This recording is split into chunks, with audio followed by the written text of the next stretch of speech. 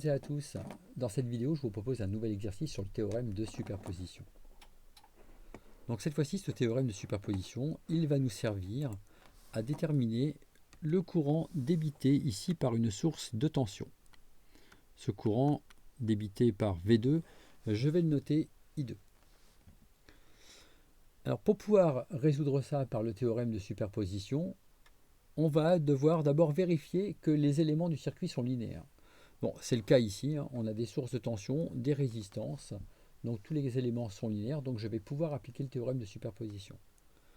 L'application de ce théorème de superposition suppose d'isoler finalement chacune des sources et d'étudier la contribution de chacune des sources séparément. Et puis après, on fait la somme des contributions. Donc ici, je vais commencer par étudier la contribution de V1 sur I2. Donc ça suppose d'éteindre toutes les autres sources. Ici, les autres sources, c'est uniquement V2. Et donc, on éteint V2.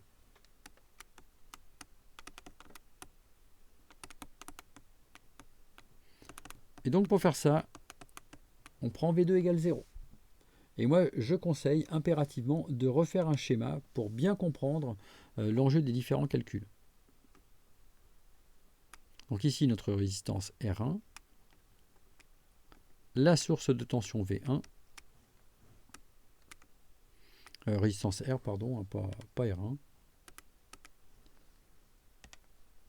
Ensuite, on poursuit, on ajoute la résistance R centrale et ensuite la résistance R qui est en série avec V2. Ici, V2 est égal à 0, ce qu'on représente finalement par un fil. Bien, ce qui nous intéresse, c'est ce courant I2. Et ici, on a une résistance R. Donc, à partir de là, pour effectuer le calcul, on peut commencer par déterminer ici soit le courant global et utiliser le diviseur de courant, soit on vient déterminer la tension V aux bornes des deux résistances R qui se trouvent de part et d'autre de V. Alors ces deux approches possibles, on prend celle que l'on préfère. Déterminer le courant global, ça va supposer par la suite d'utiliser le diviseur de courant, ce que beaucoup ne connaissent pas forcément. Donc moi ici, je vais déterminer V. Pour déterminer V, une solution simple, c'est de considérer que ici, finalement, on a un diviseur de tension. Je sors avec une source de tension V1. Ensuite, on va sur une première résistance R et on va sur une résistance équivalente aux bornes de laquelle on trouve la différence de potentiel V. Donc finalement, on peut refaire un schéma équivalent de tout ça.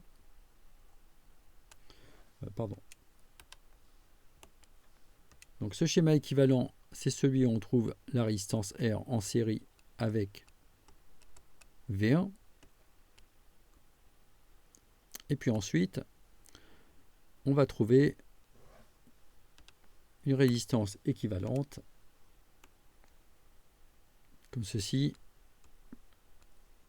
alors qui va valoir R fois R sur R plus R.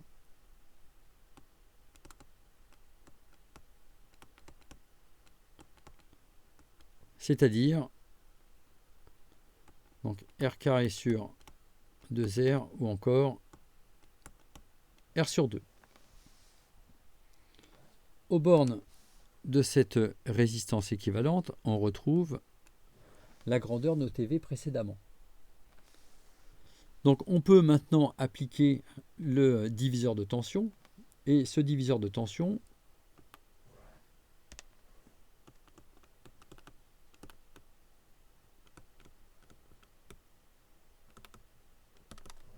ça va donc être V égale, alors la résistance sur laquelle on cherche la tension de sortie, c'est R sur 2, sur la somme des résistances du circuit R plus R sur 2 que multiplie la tension d'entrée. Bien, je vais arranger un petit peu ça. je suggère de multiplier par 2 au numérateur et au dénominateur. Ce qui au numérateur va nous donner du R, et au dénominateur, on va distribuer 2, donc 2R plus R. Donc tout ça fois V1, ce qui conduit à avoir V égale R sur 3R fois V1, ou encore V1 sur 3. Bien, ensuite, je vous rappelle que l'objectif c'était de trouver I2, donc on en revient à I2, et I2, on peut le trouver à partir de la loi d'Ohm tout simplement, puisque si on observe le circuit, on a ici V aux bornes de R et I2 dans le même sens que V dans R. Donc ça, c'est la loi d'Ohm dans une convention génératrice. Donc attention à la loi d'Ohm en convention génératrice, quand les flèches sont dans le même sens, il faut l'écrire sous la forme V égale moins R fois I2. Et par conséquent, on en déduit I2 égale moins V sur R. Dans le cas présent, ça va donc donner I2 égale donc moins V1 sur 3R, en reprenant l'expression que l'on a obtenue précédemment. Donc voilà pour la contribution de I2, de V1 sur I2.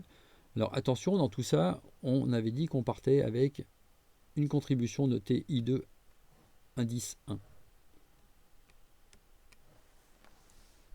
Bien, on a maintenant la contribution de V1 sur I2. On peut maintenant s'intéresser à la contribution de V2 sur I2. Cette contribution, je vais la noter I2 indice 2. Et pour ça, je vais devoir éteindre la source, enfin les autres sources restantes. Et ici, les autres sources restantes, ça se limite à V1. Donc on éteint V1. Seul V2 reste allumé. Donc ça veut dire V1 égale 0. Et on a donc un nouveau schéma comme celui-ci, avec ici V1 égale 0 que l'on remplace finalement par un fil.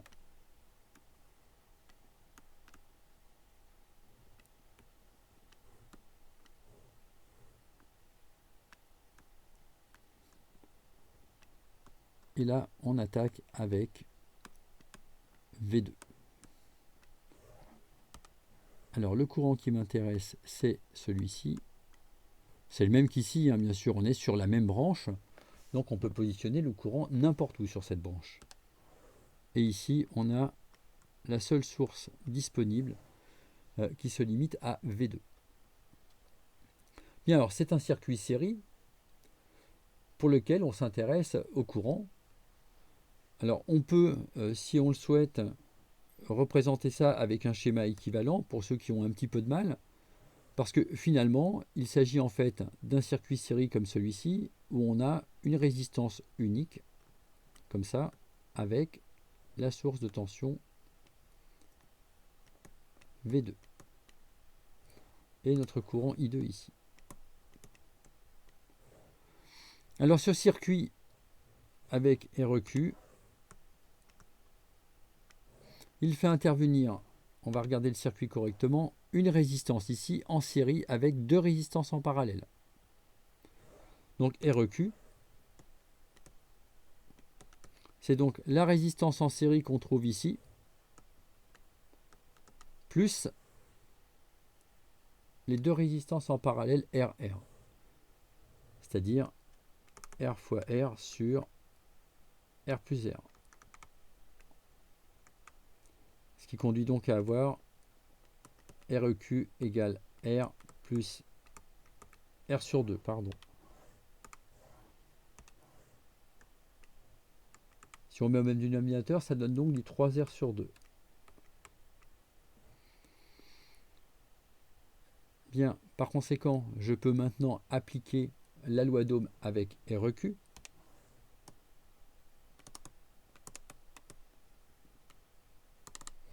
Et la loi d'Ohm, elle me donne V2 égale REQ fois I2. Alors ici, on l'a dit, ça correspond en fait à I2 1. I de 2, pardon. D'abord, on avait I2 indice 1. Donc, I2 indice 2. Donc, on en déduit I2 indice 2 égale V2 sur REQ, c'est-à-dire V2 sur 3R sur 2. Je remplace REQ par son expression, ou encore en multipliant par 2 numérateur et dénominateur, 2 fois V2 sur 3R. Bien, on a obtenu les deux contributions correspondantes à V1 et V2 sur I2. Il suffit maintenant de superposer les contributions. Et la superposition de ces contributions, c'est donc l'application finale du théorème de superposition. Et on trouve que I2 est égal à I2 indice 1 plus I2 indice 2, c'est-à-dire moins V1 sur 3R plus 2V2 sur 3R. Alors on pourrait mettre en facteur le 1 sur 3R, c'est pas une absolue nécessité. Donc voilà comment on obtient relativement facilement avec ce théorème de superposition le courant I2 débité par la source V2. Bien, eh bien, je vous remercie d'avoir suivi cette vidéo et puis à bientôt pour d'autres vidéos d'exercices qui permettent de mieux comprendre comment utiliser les théorèmes donc, de l'électrocinétique en général.